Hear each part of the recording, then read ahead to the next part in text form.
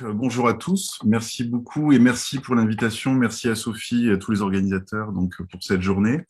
Je vais me présenter rapidement, je suis Franck Amadieu, je suis professeur de psychologie cognitive. Je suis pas spécialiste des apprentissages des langues, mais je dirige le laboratoire cognition, langue, langage, ergonomie. Donc je m'intéresse aussi à ces questions-là, bien sûr. Donc l'objectif de ma présentation aujourd'hui, c'est d'essayer de donner quelques retours, notamment des travaux qui sont menés à Toulouse sur la question de l'efficacité du numérique et à proposer quelques recommandations issues des travaux et de revues de littérature et méta-analyse sur cette question, donc pour essayer d'améliorer un petit peu notre conception et notre façon d'utiliser le numérique dans les situations d'apprentissage.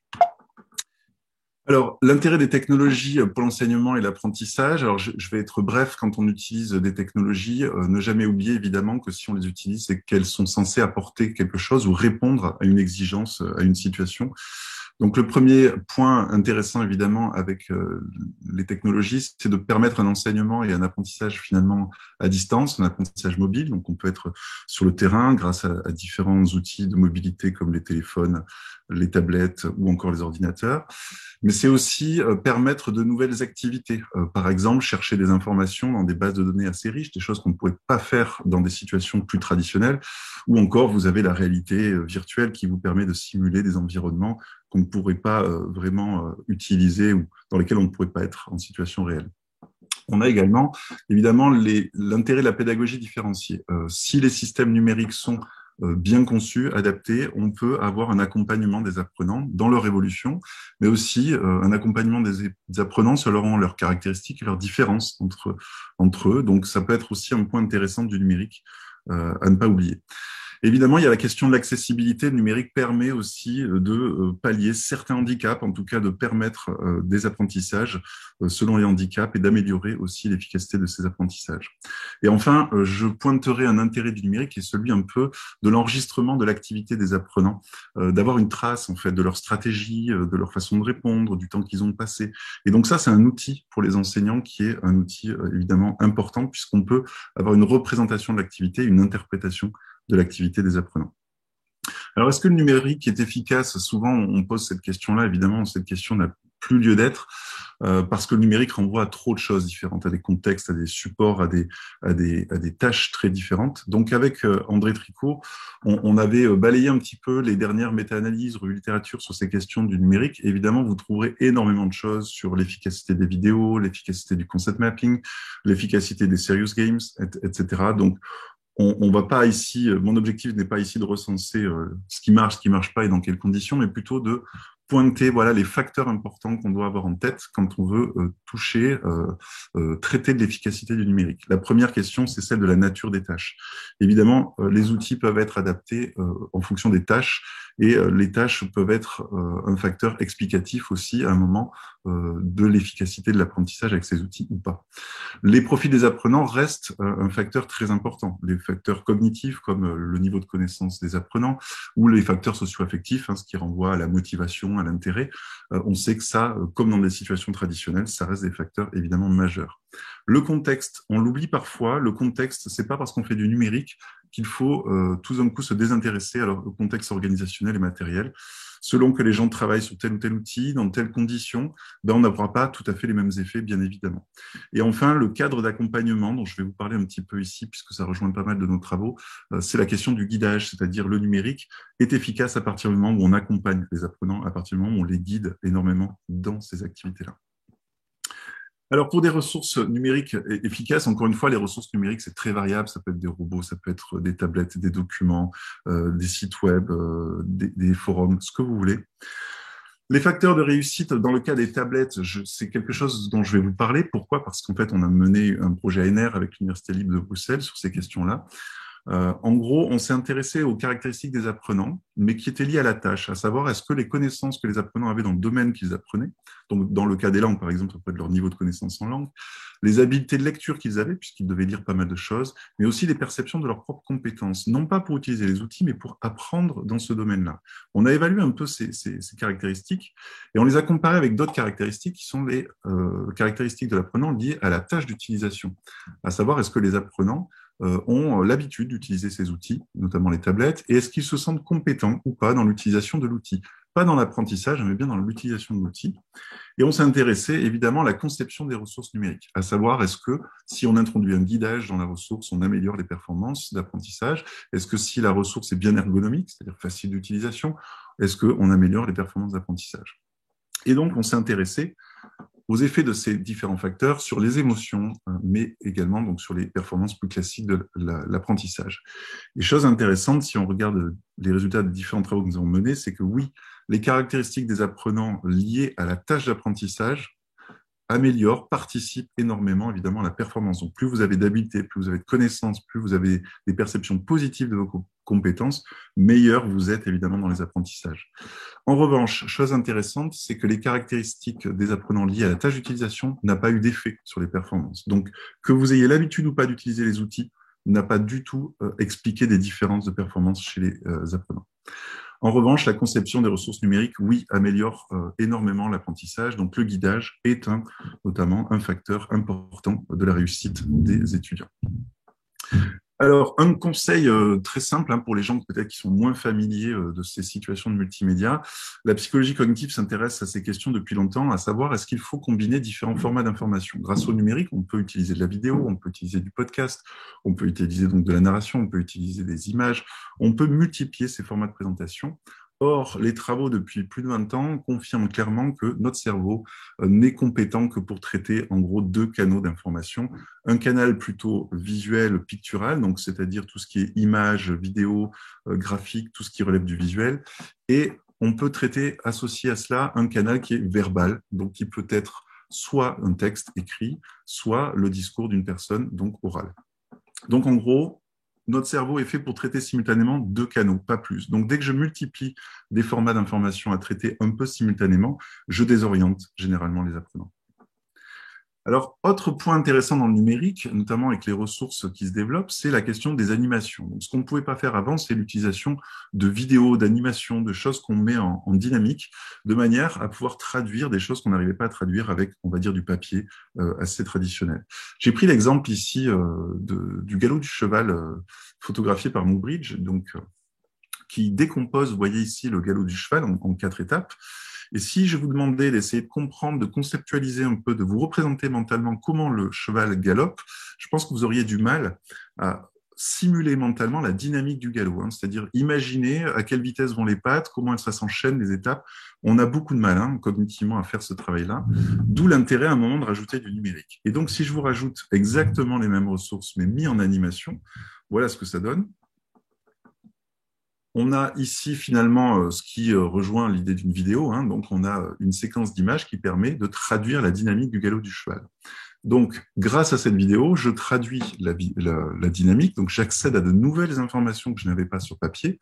En revanche, je génère d'autres problèmes. Donc, comme vous pouvez vous en douter, j'ai du mal à savoir quoi regarder à quel moment. Est-ce que je regarde les pattes antérieures, postérieures? Est-ce que je reviens en arrière? Finalement, tout s'enchaîne très vite. Et les informations sont transitoires. Donc, j'ai du mal à les maintenir en mémoire. Donc, ce que je suis en train d'expliquer, c'est que le numérique, potentiellement, va apporter une plus-value, mais va générer aussi d'autres problèmes.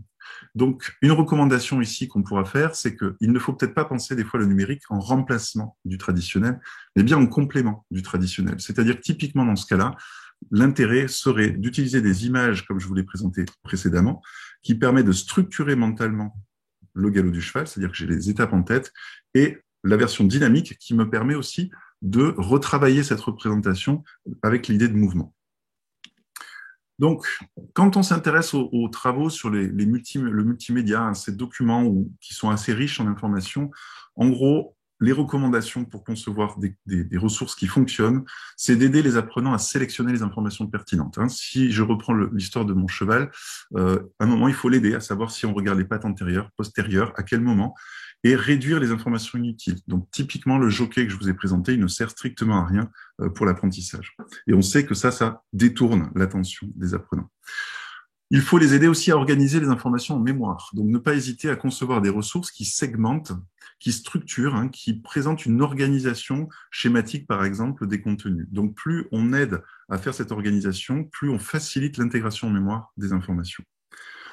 Également, on a l'idée d'aider les apprenants à intégrer les différentes sources d'informations. On l'a vu, on peut avoir de l'image, du texte, et donc notamment en langue, on va avoir potentiellement de l'oral et du visuel. Donc, il faut les aider à les intégrer, à faire ce travail cognitif qui est un travail coûteux, hein, utile mais coûteux, mais qui a besoin d'être guidé souvent.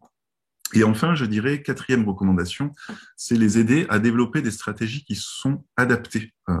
Le numérique, c'est pas parce que vous mettez une vidéo en place, par exemple, ou un document multimédia que les étudiants, les apprenants vont être en mesure de traiter efficacement ces documents. Je vous donne un exemple avec la diapo suivante. Nous avons un projet en cours, le projet d'IMED, donc un projet de l'appel IFRAN, qui s'intéresse à la façon dont les élèves, si vous voulez, consultent des vidéos, notamment des vidéos en ligne telles que vous pourriez en trouver sur YouTube, ce genre de choses. Et on s'est intéressé à la façon dont des élèves de 5e, donc dans 6 établissements de la région Occitanie, consulter des vidéos, notamment qui étaient contradictoires dans ce qu'elles présentaient en termes d'arguments. Voilà, donc il fallait être un peu actif dans le visionnage d'une même vidéo, puisque au sein de cette vidéo, on avait différents arguments contradictoires, donc il fallait les mettre en perspective les uns par rapport aux autres. On s'aperçoit qu'on a 3 grands profils de visionneurs, c'est-à-dire ceux qui vont lire une fois la vidéo, hein, vous lancez une fois la vidéo, vous la visionnez et c'est tout, et vous arrêtez et vous répondez aux questions. Vous avez ceux qui vont lire la vidéo une fois, 2 fois, voire 3 fois. Et enfin, on a le profil intéressant, qui est le profil interactif, ceux qui vont vraiment être actifs dans le visionnement, dans le visionnage de la vidéo, en faisant des pauses, en revenant en arrière, en repartant en avant, donc qui vont être actifs cognitivement de ce point de vue-là. Et on s'aperçoit en fait que chez les élèves, vous avez 42% qui lisent une fois la vidéo de manière passive, 46% qui la lisent 2 à 3 fois, toujours de manière passive, et vous n'avez que 12% finalement qui sont actifs. Donc on voit bien que c'est pas parce qu'on propose une ressource multimédia que les gens, les apprenants, vont l'utiliser efficacement du point de vue de l'apprentissage. Alors, je vais parler aussi ici de l'apprentissage à distance, c'est-à-dire qu'on se retrouve, on le voit de plus en plus aussi avec la situation de la pandémie dans laquelle on est, on se retrouve parfois face à des ressources seuls à devoir apprendre, qu'on soit un enfant, qu'on soit un adulte. Donc, les exigences, on les connaît, elles sont multiples. Déjà, il faut arriver à comprendre les consignes quand on est apprenant à distance, être capable d'utiliser les outils, bien évidemment, mais être capable aussi de communiquer avec l'enseignant, avec les pairs, mais aussi de réguler son propre apprentissage. Donc, un enjeu, ici, ça va être l'autonomie. Être autonome, ça veut dire être capable donc d'évaluer sa propre progression dans son apprentissage, d'être conscient de ses difficultés, mais aussi de la pertinence de ce qu'on produit. Donc ici, l'enjeu derrière, il est important, c'est comment aider les apprenants à rester engagés, rester motivés, puisqu'on sait depuis les années 90, avec le e-learning à l'époque, que le taux d'abandon reste très élevé dans ces situations. Donc l'accompagnement est une condition indispensable de la réussite de l'enseignement à distance et de l'apprentissage à distance. Donc cet accompagnement, ça peut être les enseignants, bien évidemment, les pairs, la famille, mais ça peut être aussi les systèmes qui vont accompagner l'apprenant. Donc, en gros, quelles sont les conditions un peu d'amélioration de l'apprentissage pour l'apprentissage à distance? En gros, qu'est-ce qui permet d'augmenter les chances de réussite? Le premier point, c'est de fournir un dispositif adapté à la nature des activités et qui facilite les interactions. Les travaux le montrent, ça peut paraître des fois évident, c'est tout simplement avoir des outils qui soient bien adaptés, qui proposent des fonctions innovantes, c'est-à-dire vraiment qui vont permettre, par exemple, de communiquer efficacement, de partager des documents, de collaborer, des choses comme ça.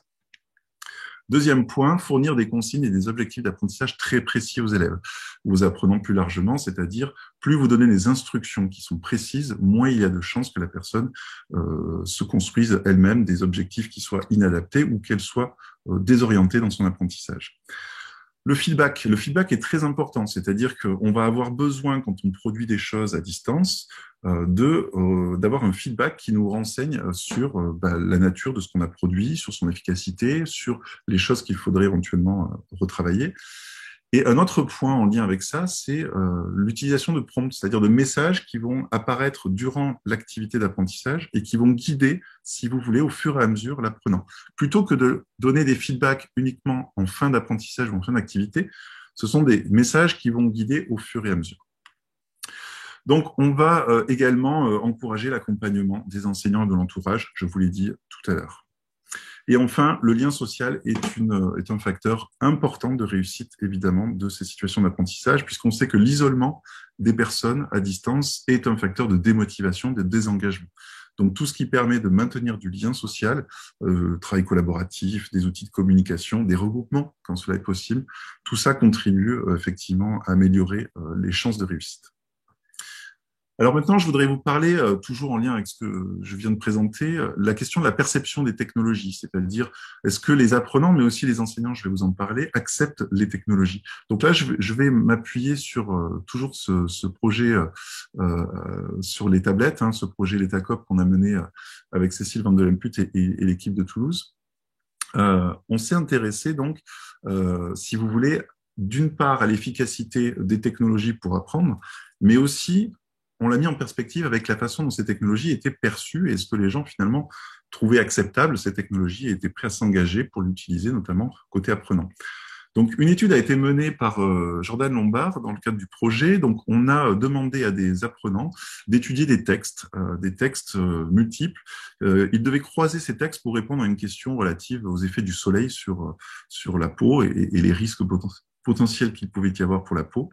Et donc, on a plusieurs textes avec des sources multiples et des arguments un peu différents.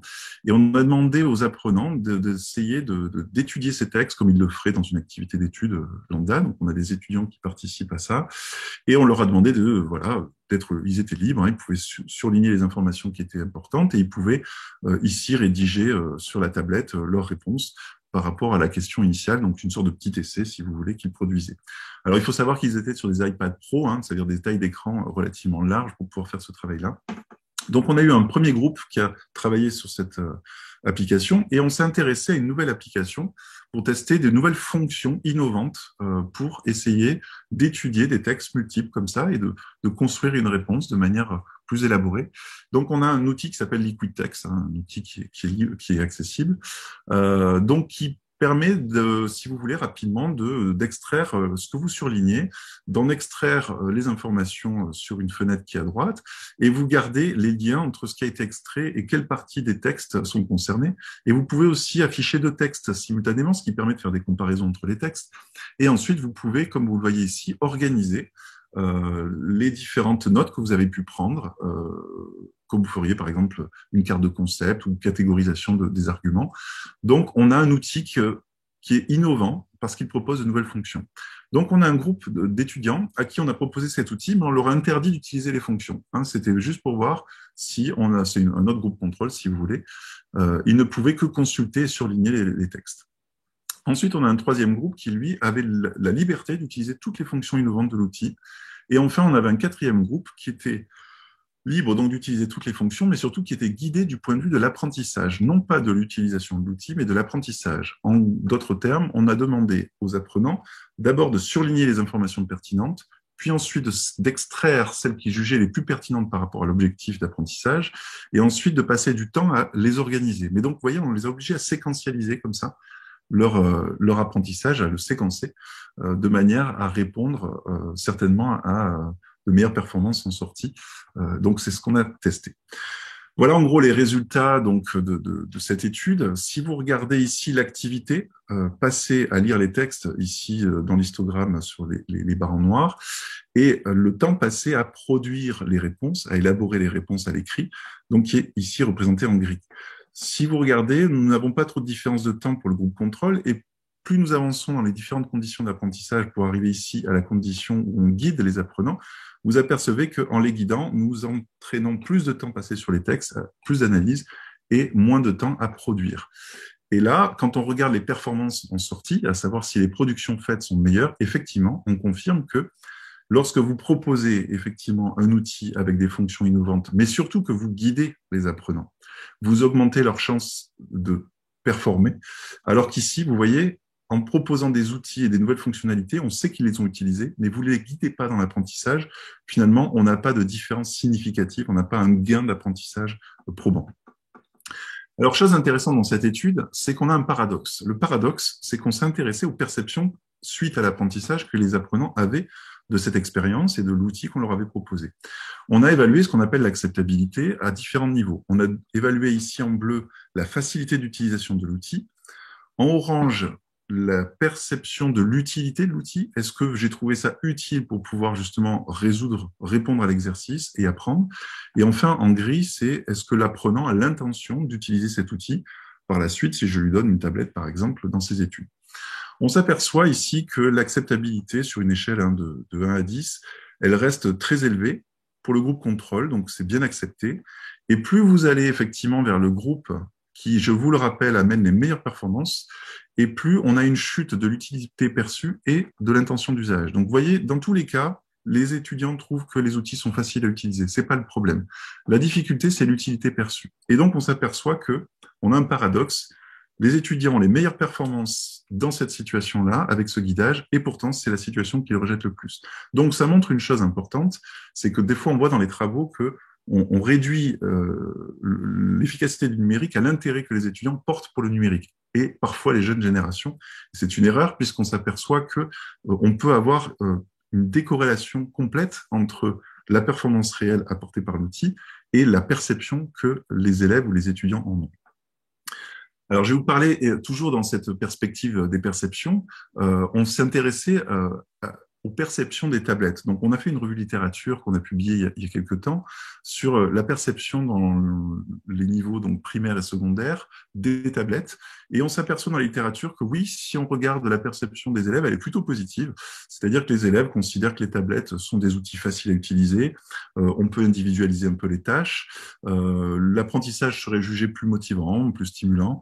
Et enfin, l'accès à des ressources multimédia est très apprécié par les élèves. Donc, si je m'arrête à ça, j'ai envie de vous dire, les tablettes sont des outils formidables pour les élèves. Bien évidemment, les choses sont plus complexes que ça. Les élèves ne sont pas naïfs. Ils sont capables aussi de pointer les limites de ces outils. Donc, on a des inconforts physiques, c'est-à-dire que des fois, on a des postures qui sont inadaptées, on a des bugs, des problèmes d'autonomie. Quand votre tablette s'éteint, comment on fait? Ça peut être une source de distraction, c'est pointé par les élèves. On aurait moins d'interaction avec l'enseignant aussi, c'est-à-dire qu'on est derrière son écran, du coup, il y a moins d'interaction. Et ça n'est pas adapté à toutes les tâches. Donc ça, c'est important, c'est-à-dire que les élèves eux-mêmes sont conscients que l'outil, parfois, pour notamment de la production d'écrit, reste un outil peu adapté. Donc, on s'est intéressé dans cette perspective-là. On a travaillé avec un collège et un lycée. Donc, je vais vous présenter rapidement les résultats de cette étude, de ces études. On s'est intéressé à la façon dont les perceptions pouvaient évoluer chez les élèves, c'est-à-dire avant qu'on leur fournisse des tablettes dans les classes, après leur avoir fourni des tablettes et en fin d'année, donc à peu près plusieurs mois d'utilisation des tablettes, on voulait voir si les perceptions, cette acceptabilité, progressaient positivement ou plutôt négativement. Je vais vous présenter les résultats par rapport au lycée. Si vous regardez ici le recueil 1, c'est-à-dire qu'ici nous avons dans les barres noires les perceptions avant qu'on introduise les outils en classe, on s'aperçoit que globalement sur une échelle ici de 1 à 7, on a des perceptions plutôt positives. Mais ce qui est intéressant, c'est qu'après quelques mois d'utilisation et après plusieurs mois d'utilisation, on a une chute des attitudes qui étaient positives au départ, qui deviennent beaucoup moins positives. On a une chute de la perception de l'utilité, vous voyez, on retrouve cette idée-là. Donc, on s'aperçoit qu'on a une chute des performances. Donc, on pourrait dire des perceptions, pardon. On pourrait dire alors que l'outil, finalement, avec l'usage, on mesure les limites de l'outil et finalement, les désillusions sont là et on arrête d'encenser ces outils, on perd l'effet de nouveauté, si vous voulez, lié à ces outils.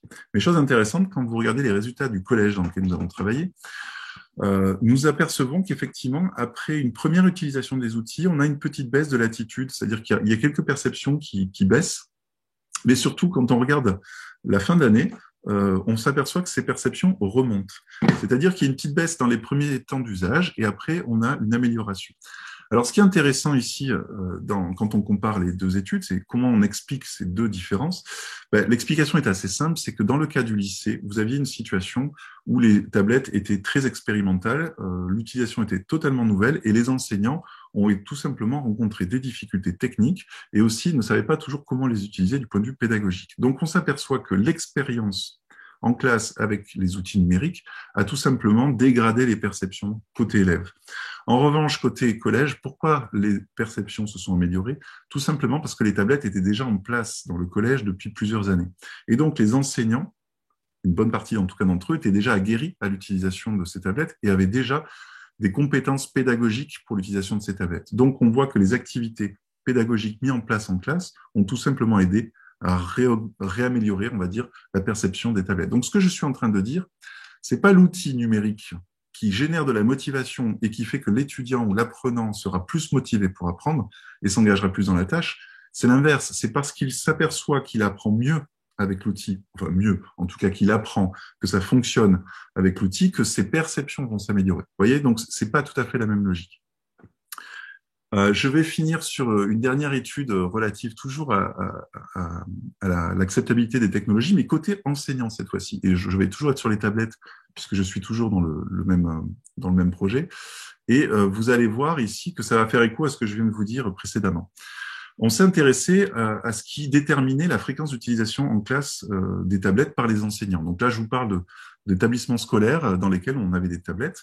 On a fait une enquête en ligne donc auprès de 500-600 enseignants et on a donc observé qu'il n'y avait strictement aucun effet du sentiment de compétence dans l'utilisation des tablettes chez les enseignants.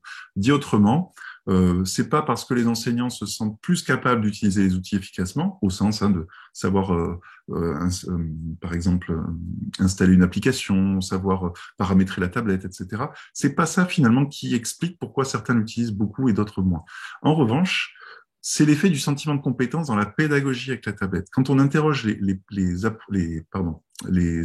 enseignants sur leur sentiment d'être capables de faire des choses pédagogiques intéressantes avec la tablette, si vous voulez, on s'aperçoit que plus les enseignants pensent qu'ils sont capables, et plus ils l'utilisent. Et évidemment, après, ça peut être un cercle vertueux, vous vous en doutez. Autre point, on s'est intéressé ici, toujours chez les enseignants, à l'utilité qu'ils avaient, enfin l'utilité perçue qu'ils avaient de ces tablettes. On s'est intéressé à l'utilité qu'ils avaient, la perception pardon, de l'utilité qu'ils avaient côté élèves, c'est-à-dire est-ce que les enseignants pensent que les tablettes sont utiles pour les élèves? Est-ce qu'ils vont être plus concentrés, plus motivés? Est-ce qu'ils vont mieux apprendre? Voilà, ce sont ce genre de questions. On s'aperçoit que la perception, qui est très variable d'un enseignant à l'autre, cette perception-là, elle n'explique pas l'usage des tablettes par les enseignants. Elle n'explique pas que certains les ont adoptées et d'autres pas. En revanche, ce qui est très intéressant, c'est que c'est l'utilité perçue pour l'enseignant qui explique les différences.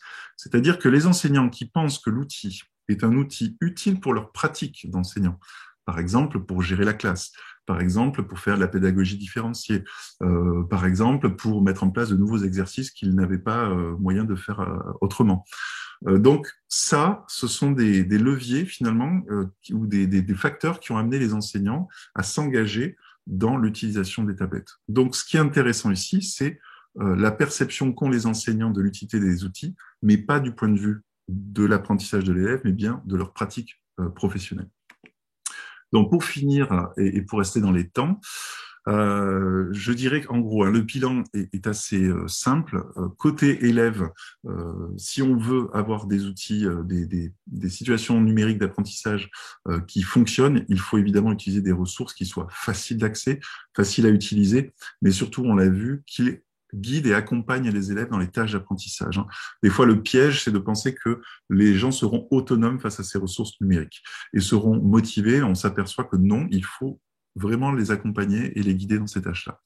Côté enseignant, on l'a vu, pour soutenir les enseignants dans ces activités-là, c'est pas tant la formation à l'utilisation des outils qui est importante, mais c'est plutôt l'accompagnement et la formation à la pédagogie avec du numérique. Donc tout ce qui va relever effectivement de didactique, par exemple des langues avec ces outils numériques. Et donc ici, il faut aussi penser l'outil du point de vue de l'enseignant, du formateur, et l'outil ne doit pas être juste pensé du point de vue de l'apprentissage côté élève, mais bien du côté de la pratique de l'enseignant pour qu'on ait des outils efficaces et qui soient utilisés. Voilà, je vous remercie pour votre attention et donc je suis à disposition pour vos questions. Merci beaucoup, Franck, pour votre intervention. Alors, j'invite les participants en ligne à poser des questions sur le chat, par chat, et Franck va pouvoir sélectionner 2 ou 3 questions et ensuite échanger avec vous. Voilà. Alors, je vais peut-être arrêter le partage. Ouais. Mais il faut bien couper le micro sur YouTube, et voilà, les gens ils vont peut-être...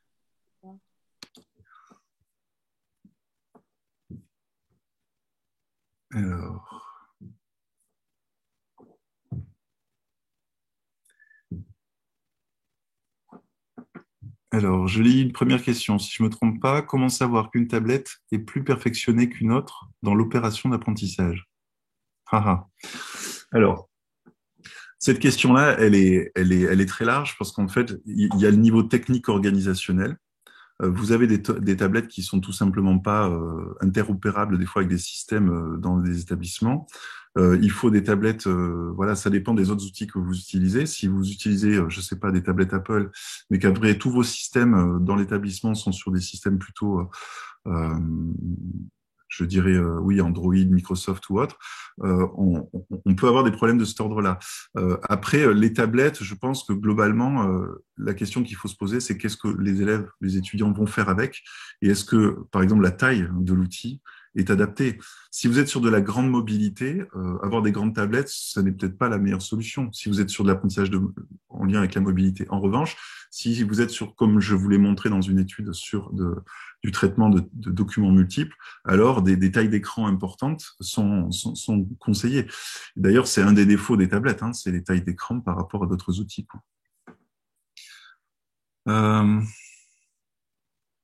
Sur quels critères s'est faite la mesure de performance suite à l'utilisation de Liquid Text? Oui, alors dans notre étude hein, qui est en une presse en ce moment, donc on a des mesures, si vous voulez, de prise en compte de différents arguments pour pouvoir répondre à la question. Donc la question était en gros, hein, vous voulez partir en vacances, on simulait, c'est basé sur les travaux de l'Université d'Oslo hein, qui a beaucoup travaillé avec Ivar Bratten sur ces questions-là. On demandait aux étudiants de répondre à cette question complexe, de savoir effectivement est-ce que le soleil est dangereux et est-ce que je peux m'exposer ou pas finalement au soleil ou quelles sont les conditions d'exposition qui sont acceptables. Et donc, on devait croiser différentes sources d'informations dispatchées dans différents textes. Et en gros, la performance, si vous voulez, c'est la qualité de récupération des arguments pertinents et de mise en perspective des arguments. Donc ça a été évalué avec une méthode interjuge. C'est-à-dire plusieurs personnes ont codé chaque réponse de l'ensemble des, des participants, ce qui a permis d'avoir des scores et des scores de compréhension et d'argumentation sur ce document. Ok, alors j'essaie de suivre, je vois qu'il y a eu plusieurs questions. Alors, je ne sais plus où j'en étais. Tu peux sélectionner quelques-unes, Franck. Ouais. Non, mais comme ça défile au fur et à mesure, du coup, je ne sais plus où j'en ai été. Ouais. Alors, par exemple, est-ce que le fait d'avoir été très guidé a pu être ressenti comme intrusif par les apprenants? Oui, alors c'est une très bonne remarque. Alors, c'est une très, très bonne remarque. Au point même qu'on l'a testé dans une étude qui a suivi. C'est-à-dire qu'on s'est dit pourquoi cette situation d'apprentissage qui amène les meilleures performances amène finalement le plus gros rejet de l'outil et de la situation. Et on s'est posé la même question, on s'est intéressé à ce qu'on appelle le sentiment de contrôle. C'est-à-dire qu'à partir du moment où un apprenant a un sentiment de perdre le contrôle sur son activité, on sait que ça peut être un facteur de démotivation. Hein. Comme tout être humain, on a besoin d'avoir un sentiment de contrôle sur ce qu'on fait. Là, on a contraint les étudiants à utiliser une nouvelle application qu'ils ne connaissaient pas. Hein. Elle était vraiment nouvelle, même s'ils étaient entraînés un peu avant hein, pour qu'ils soient familiers des fonctionnalités. Et ensuite, effectivement, on les a contraints dans la façon d'étudier les textes et de répondre à l'exercice.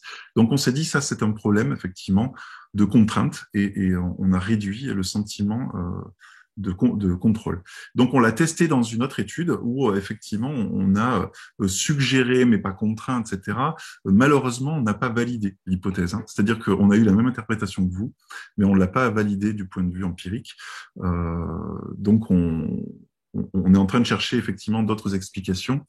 Après, c'est peut-être voilà la conjonction aussi de différents facteurs qui peuvent expliquer ça et peut-être aussi la façon dont on les a amenés à suivre ce protocole, ces étapes-là, les ont peut-être aussi détournés du sentiment de réussir, c'est-à-dire ils n'avaient peut-être pas les mêmes stratégies pour s'auto-évaluer, à quel moment ils sont capables de voir si ce qu'ils ont produit c'était efficace.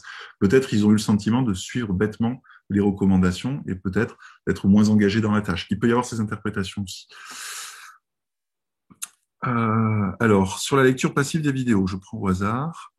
Les actions accompagnent le visionnage. Ont-elles été prises en compte, prise de notes? Ah oui, une activité concrète et cognitive cachée a peut-être lieu. Oui, alors ça aussi, c'est une très bonne remarque. Je suis allé vite, évidemment, là-dessus. C'est pas parce qu'on visionne une vidéo de manière passive, entre guillemets, au sens où je je laisse défiler la vidéo et je l'observe. Ça ne veut pas dire que cognitivement, je ne suis pas engagé. Ça ne veut pas dire qu'effectivement, cognitivement, je suis passif. Il y a même des travaux qui tendent à montrer que quand vous présentez une animation, qui présente, je sais pas, un phénomène, par exemple, si vous laissez, c'est même une revue de littérature, une méta-analyse qui montre ça, si vous laissez à l'apprenant la liberté de faire des pauses, donc d'être un peu actif, hein, de gérer, réguler la vidéo à son rythme, en fait, vous obtenez de moins bonnes performances que si vous lui imposez un rythme. Donc ça, c'est contre-intuitif comme résultat. Et une des interprétations, c'est que justement, quand vous imposez un rythme à l'apprenant et que vous l'empêchez de réguler lui-même sur la vidéo, vous l'obligez à être engagé cognitivement. C'est-à-dire que du coup, il y a une exigence, ce qu'on pourrait appeler un effet de difficulté désirable, c'est-à-dire que vous l'obligez un peu à se concentrer. Et l'autre interprétation, c'est quand on laisse la possibilité aux apprenants de se réguler, donc de faire des pauses, de revenir en arrière, c'est pas parce qu'on leur donne la possibilité qu'ils le font de manière efficace. C'est pas parce qu'un apprenant fait beaucoup de pauses qu'il les fait au bon endroit. Et ça, on le sait typiquement, voilà, quand vous faites de l'écoute en langue, ça, il y a des travaux hein, qui ont été menés là-dessus. Effectivement, quelle est la bonne stratégie finalement? Est-ce que je dois faire des pauses à chaque segment de phrase que je viens d'entendre pour essayer de leur rejouer mentalement, pour essayer de bien comprendre, ou est-ce qu'au contraire, j'essaie de comprendre le fil du discours et le contexte, et ensuite je reviens dessus. Donc il y a plusieurs stratégies, et ça va dépendre aussi des apprenants. C'est ça la difficulté, c'est que selon le niveau de connaissance de l'apprenant, selon ses habiletés, certaines stratégies seront plus adaptées que d'autres. Je ne sais pas si j'ai toujours du temps pour les... C'est la dernière question. Ouais. Euh... Oui, alors par exemple, concernant la combinaison des formats d'information, y a-t-il des études positives ou négatives sur le fait d'avoir un support audio et textuel qui coïncide? Alors oui, il y en a énormément. Vous trouverez tous les travaux sur la théorie de l'apprentissage multimédia. Vous avez voilà, les bouquins de Richard Meyer que je vous ai cités dans les slides, qui sont très très bien, qui résument ça très bien. En gros, vous avez des conditions d'efficacité de l'intégration, si vous voulez, de l'audio et du visuel. Il faut que les deux soient complémentaires. Par exemple, si vous faites de la stricte redondance, ça peut être un problème. Alors, sauf, vous allez me dire, si vous avez un objectif d'apprentissage phonologique, par exemple, en langue, où vous pourriez avoir une mise en correspondance des graphèmes et des phonèmes, on voit tout l'intérêt ici d'avoir de la redondance. Mais finalement, c'est une sorte de complémentarité quand même, quand j'y pense. En revanche, quand vous avez d'autres situations où vous expliquez, je ne sais pas, un système, un mécanisme, il vaut mieux avoir de l'audio qui est complémentaire, qui apporte des informations que n'apporte pas véritablement le visuel. Donc, il faut qu'il y ait cette complémentarité et il faut que les deux soient bien intégrés, au sens où il faut que le discours oral soit bien en cohérence avec ce qui se passe visuellement à l'écran. Nous, on a par exemple avec Anne Prévozny, une collègue qui est phonologue de l'anglais, que vous connaissez peut-être, au laboratoire, on a une étude en cours avec une étudiante sur comment jouer par exemple sur la prosodie ou sur certaines intonations à l'oral, quand on apprend justement, qu'on présente des choses visuellement, comment l'oral peut essayer d'apporter aussi des aides à se représenter les idées en structurant le discours oral pour qu'il soit aussi bien complémentaire de ce qui se passe à l'écran. Donc oui, il y a énormément de travaux sur ces questions-là. Donc je vous encourage à regarder les recommandations issues de la théorie de l'apprentissage multimédia. Vous trouverez plein d'éléments intéressants pour faire des choix. Merci beaucoup, Franck. Merci pour cette intervention très intéressante et merci pour votre participation. Merci. C'était Franck Amadieu de l'Université de Toulouse. Donc,